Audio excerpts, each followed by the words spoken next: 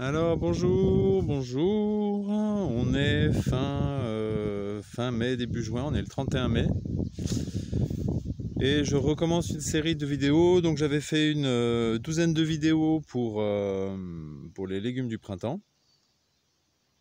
On n'a pas tout vu parce qu'il y en avait que j'ai pas fait, là il y en avait d'autres comme ça, là, comme je crois les betteraves, j'ai pas montré. Je crois qu'il y avait plusieurs trucs que j'ai pas montré. Je sais plus si j'ai montré. Je crois que si les fèves j'avais fait, le mesclun je crois que je l'ai pas fait, les salades j'ai pas fait, les oignons j'ai pas fait, les carottes j'ai pas fait. Voilà, donc j'ai pas eu le temps de tout faire.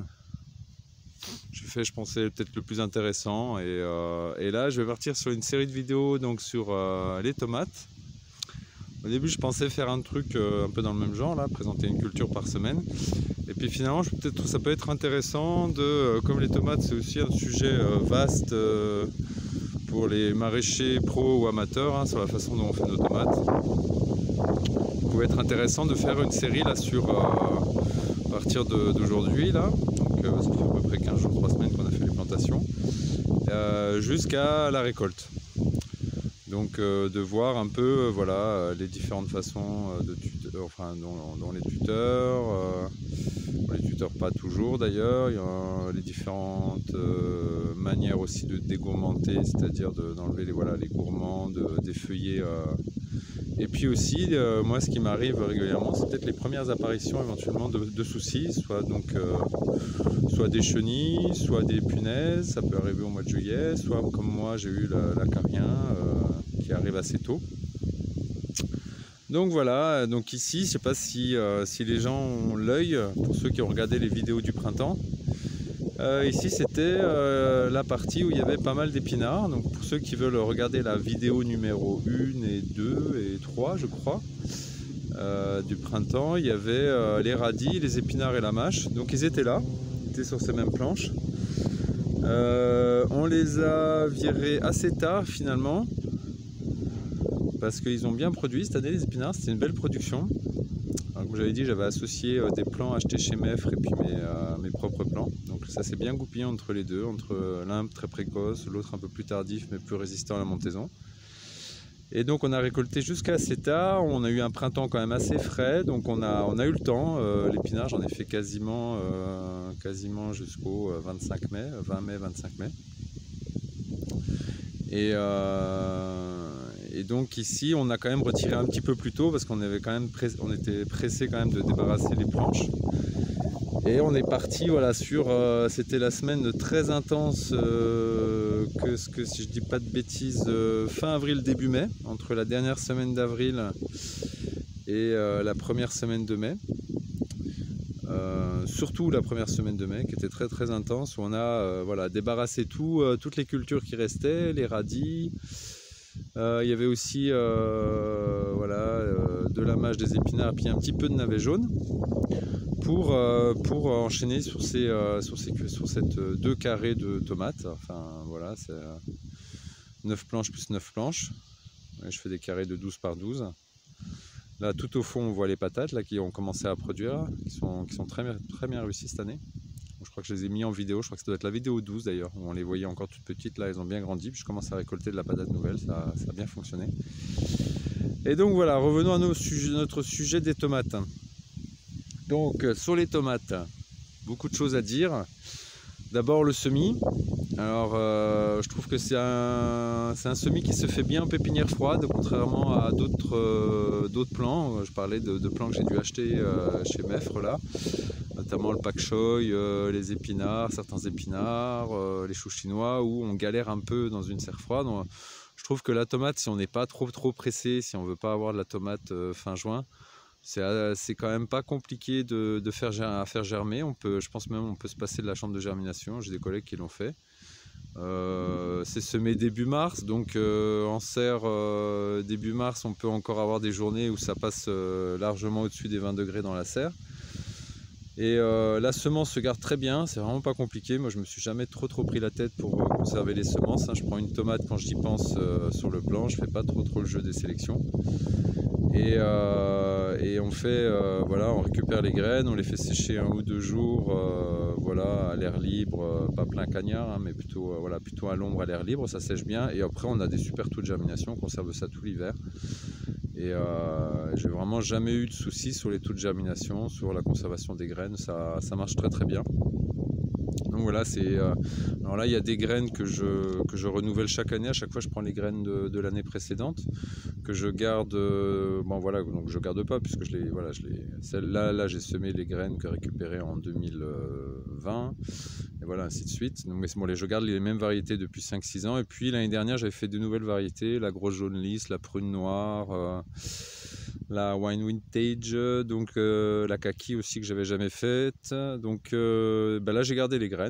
Voilà, donc c'est la première saison avec ces renouvellements. Mais bon voilà, toutes les graines sont conservées à l'exception des Black Cherry que je trouvais que je réussissais vraiment pas du tout depuis 2-3 ans. Et je me suis demandé voilà, si ça pouvait venir des graines, parce que normalement j'avais vraiment des belles Black Cherry. C'est une tomate cerise, pour ceux qui ne connaissent pas, très goûtue, un peu, voilà, comme son nom l'indique, noir, pas noir, on va dire violacé, mais assez grosse, très bonne en saveur. Et puis là, ça faisait plusieurs années que je trouvais elle tombait très vite malade. Je me suis posé la question des semences. Donc cette année, j'ai racheté de la semence. Et sinon, j'ai fait une tomate cerise aussi qu'un collègue m'a filé au marché, qui était très très bonne.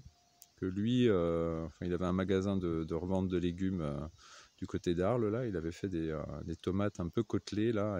Donc je ne sais pas son nom. Lui, il l'avait dans son magasin. Et j'espère que c'est une tomate ancienne, c'est pas une hybride. Il ne pouvait pas me dire. Et j'ai fait quelques plants. Voilà. Sinon, tout le reste, c'est des graines de l'année dernière. Donc voilà, ressemées début mars. En petite plaque alvéolée de 104 trous, les mêmes que j'utilise pour le mesclin. Et voilà, donc repiqué dans des godets de 10 un mois après. Là, c'était un petit peu plus tard, parce qu'il y a eu des petits coups de froid là, donc c'était début avril, autour du 10 avril. J'étais un peu à la bourre. Et voilà, après du 10 avril, au bout de 3 semaines, ouais, voilà, ou quasiment un mois. Je ne sais plus exactement quand je les ai repiqués, c'était peut-être tout début avril, je ne suis pas très sûr de moi. Je crois que c'était autour du 5-6 avril et voilà, replanté début mai, donc un mois après. Et là, maintenant, ça va faire 3 semaines, 4 semaines quasiment qui sont replantés. Donc, ils ont bien repris, ils sont bien verts. On va passer un petit peu voilà, dans les variétés. Donc, puis après, je parlerai du tutorage. Donc là, on est justement sur les Black Cherry. Donc, que je mets toujours tutorés de cette manière avec des petits arceaux, là. Petits arceaux comme ça en fer. Que je fais partir dans le sens du vent. Ça, c'est important. Le nord est dans notre dos là, donc en fait voilà, ils partent. Voilà, je suis plus protégé du vent du sud ici que du vent du nord. On voit la haie là quand même, elle est bien enliérée et du coup ça bloque un peu plus que dans mon dos où quand ça souffle on le sent plus quoi. Donc voilà, c'est mis dans le sens nord-sud et l'idée c'est de la faire partir au départ, donc en l'attachant avec des petites ficelles. On le voit, de la faire partir légèrement sur la toile tissée centrale. Voilà, pour essayer de l'écarter au maximum, lui laisser un maximum de place sur le côté. Et donc la Black Cherry, voilà, c'est pas plus dégourmanté que ça. Hein. On enlève un peu les gourmands sur les 20-30 premiers centimètres. Et puis là, j'ai refait un nettoyage aujourd'hui. Et maintenant, là, on va laisser buissonner, on va laisser faire sa vie. Voilà, et ça partira tranquillement sur la toile.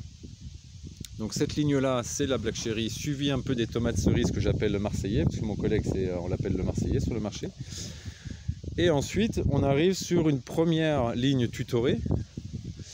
Alors là, l'idée, c'est avant, je ne tutorais rien. Je laissais tout avec ces systèmes d'arceaux là, qui permettaient de guider un peu la tomate au début dans une direction, mais après, je la laissais buissonner, faire sa vie. L'avantage, c'est que ça fait pas trop de travail voilà, de tutorage, pas trop de travail de dégourmantage. Les désavantages et les avantages aussi que ça fait quelque chose de très buissonnant, donc qui résiste bien au vent, qui résiste bien aux coups de soleil, qui résiste aussi un peu aux insectes parce que les tomates sont plus cachées. Et les désavantages, c'est surtout la récolte, parce que ça devient, on le verra hein, au fur et à mesure là, des semaines, j'espère en tout cas, s'il n'y a pas de gros accidents. Ça devient un peu la jungle et après on ne sait plus où mettre les pieds et du coup on écrase un peu tout, on se fait mal au dos à se courber dessous pour aller trouver les tomates Et c'était le gros désavantage, c'était le temps de récolte du coup qui était plus long. Et un petit peu la précocité, j'ai remarqué ça l'année dernière, parce que quand on tuteur, on dégourmande un peu plus, on fait grimper et on travaille un peu plus sur les bouquets et le calibre, et on les a un petit peu plus tôt. C'est pas 3 semaines plus tôt, hein, mais on gagne une semaine, 10 jours par rapport à ceux qui sont non tutorés. Voilà, donc du coup, cette année, comme j'ai fait un essai l'année dernière, cette année, on va être sur un mode une ligne non tutorée et ici une ligne tutorée. Donc la ligne tutorée, là, de mémoire, que je dise pas de bêtises, je crois que c'est de l'ananas, mais je suis pas sûr. C'est noté, je vais mettre mon plan de culture en ligne, je ne l'ai pas fait cette année, mais il faut que je le mette là sur la Dropbox. Et j'avais noté quand j'ai planté, donc je crois de souvenir, au début il y a un petit peu de tomates cerises aussi là pour essayer de la tomate cerise tutorée. Donc les premiers plants ici c'est aussi de la black cherry et derrière un peu la tomate cerise marseillais. Et puis après derrière je crois de souvenir que c'est de l'ananas si je ne me trompe pas. Et donc cette partie est tutorée, donc le tutorage correspond à planter donc, un petit bambou au pied, à dégourmenter, on va dire jusqu'à à peu près la hauteur de la première ficelle. Voilà, donc là il manque encore quelques centimètres, hein, peut-être voilà, une semaine de pouce. Là aujourd'hui j'ai tout bien dégourmenté. Et une fois qu'on arrive à peu près à la hauteur de la première ficelle, et ben là on va laisser un peu plus la plante se développer, parce qu'on voit que le tuteur il n'est pas très haut, il fait 1m10, 1m20 maximum, donc il y a un moment donné on coupera la tête, quoi. Quand on arrivera à 1m20, on laisse un peu partir quand même sur les gourmands, donc c'est du semi-tutorage, voilà, on n'est pas en serre. On ne fait pas grimper la plante là sur toute la hauteur. Donc voilà, c'est ma méthode, elle vaut ce qu'elle vaut, elle permet d'avoir des tomates, mais il y en a 10 000 différentes. Il y a pas, ça ne vaut pas comme règle du tout, parce qu'on pourrait très bien décider de tirer une ficelle le long et puis de les faire partir, voilà, de garder la tête et de les faire partir le long des ficelles. Il y a 10 000 façons de le faire. Moi c'est surtout le temps de tutorage. Là par exemple, là j'ai mis les piquets, j'ai mis les ficelles aujourd'hui. Ça prend pas grand chose en temps de le faire, quoi. Et après voilà, de tutorer un peu, c'est pareil, c'est pas violent en termes de temps. J'ai pas l'envie, ni le courage, ni la force de faire un tutorage plus costaud avec des piquets en fer, plus haut, plus solide. Là, il y a moyen que ça se pète un peu la gueule, il y a moyen que ça déborde quand même sur les côtés. C'est pas, voilà, c'est ce que j'ai trouvé entre rapport, on va dire, temps passé et quand même l'effet du tutorage qui est la facilité de récolte un petit peu. Elles sont un peu plus quand même centrées, donc voilà, elles vont pas courir par terre comme les autres. Un petit peu la précocité, voilà. Voilà, donc ça j'ai quand même un peu résumé le tout. Là on est sur une variété qui est très sympa, qui s'appelle la prune noire. Vous voyez, c'est que j'ai faite l'année dernière, qui m'a bien séduite, qui a un goût un peu de noir de Crimée, mais voilà, en forme de prune. Feuilles qui ressemblent à la patate, là c'est toujours des feuilles un peu originales. Donc non tutorée, elle qui va courir tout le long. Ici j'avoue je sais plus. J'ai oublié, je crois qu'au fond il doit y avoir un peu de wine vintage et puis celle devant je sais plus. Là au milieu elle est ni tutorée ni placée avec les petits arceaux, parce que c'est de la kaki, donc de la buissonnante. Donc ça va être le rang central. Je rappelle il y a 9 planches, donc là on est sur la 5e. Ensuite, ici, on est sur de la... Ouh là là, je ne sais plus. Je crois que c'est de la cœur de bœuf, mais je ne suis pas très sûr. Puis vu la feuille, j'en suis encore moins sûr. C'est pas sûr que ce soit de la cœur de bœuf. Je ne sais plus. Il faudra que je regarde mes papiers. Donc voilà, là, on est sur une partie tutorée. Une partie non tutorée, là, je suis quasiment sûr que c'est de la green zebra. Parce que souvent, la green zebra, je la fais en non tutorée. Parce que j'ai l'impression qu'elle est... c'est pas une... c'est pas une indéterminée comme les autres. Je trouve qu'elle a un port naturel qui se prête un peu au buisson. Enfin voilà, ça buissonne un peu tout de même quand même. Je trouve qu'il y a des fois des choses bizarres qui se passent au niveau des gourmands, au niveau des fruits qui repartent. Tu as des gourmands qui repartent des fruits. Enfin c'est une plante que je trouve qui se porte bien en buissonnante. elle n'est pas buissonnante, mais qui se porte bien comme ça non tutorée, parce que du coup elle est très productive, elle fait des grosses grappes, elle est quand même pas si dure que ça à récolter, et elle est quand même relativement précoce, même si on la tutore pas et on la dégourmande pas. Donc je la laisse souvent comme ça. Ici on a une série qui je ne sais plus ce que c'est, en tutorée. Je crois que c'est grosse jaune lisse, c'est celle-là que j'ai faite là. Il y a aussi une tomate sympa, pas exceptionnelle au niveau saveur, mais une peau quand même assez résistante, donc qui ne se fait pas attaquer facilement par les punaises, qui est correcte au niveau du goût, qui est assez productive, assez voilà, c'était une petite réussite de l'année dernière, qui était correcte. Voilà, ça vaut pas le goût de l'ananas au niveau saveur, mais c'était sympa, c'était une belle tomate, et puis en jaune, ça, voilà, c'est original avec la kaki qui est jaune aussi, ça faisait joli en couleur. Et là au premier rang, le premier rang ça c'est facile, je me souviens, parce que je fais toujours de la cœur de bœuf sur la première ligne. Donc là c'est aussi de la cœur de bœuf. Parce que c'est une de celles aussi qui est assez précoce, sans la tutorer. C'est la cœur de bœuf rose, c'est pas la cœur de bœuf classique, que je conserve depuis des années, et qui est très productive, très sympa à faire. Moi j'ai jamais été déçu par la cœur de bœuf. Et j'essaye aussi de la mener un peu sur la toile tissée, juste à côté là.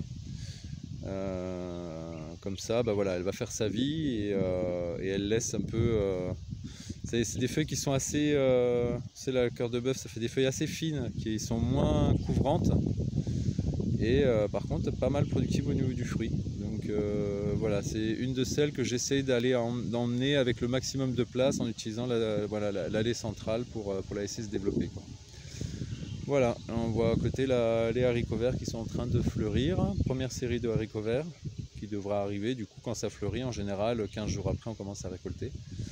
Donc on est 31 mai, pour l'instant ça se passe bien, autour du 15-20 juin on devrait avoir les premiers haricots verts. Voilà un peu les aubergines là-bas, mais celles-là j'y vais pas trop parce qu'elles sont pas jolies en ce moment. Elles ont galéré au démarrage là, on a eu quand même des nuits encore assez fraîches la semaine dernière. Elles galèrent un peu, elles se font bouffer par les altises en plus. Voilà, voilà, c'était une vidéo un peu plus longue sur les tomates. Je vous donne rendez-vous la semaine prochaine, on verra si ça évolue, si je refais une ou pas, mais sinon ça sera dans une quinzaine de jours. Voilà, pour voir justement l'évolution et puis la manière dont on va continuer à les entretenir toute cette période-là. Petite précision sur l'arrosage, oublié. Je suis de ceux qui pensent qu'on arrose toujours trop les tomates.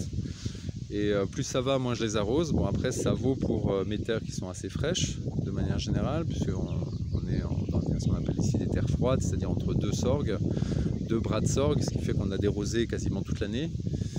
Et ce qui fait qu'en paillant, on a quand même une humidité dans la terre qui se conserve très bien.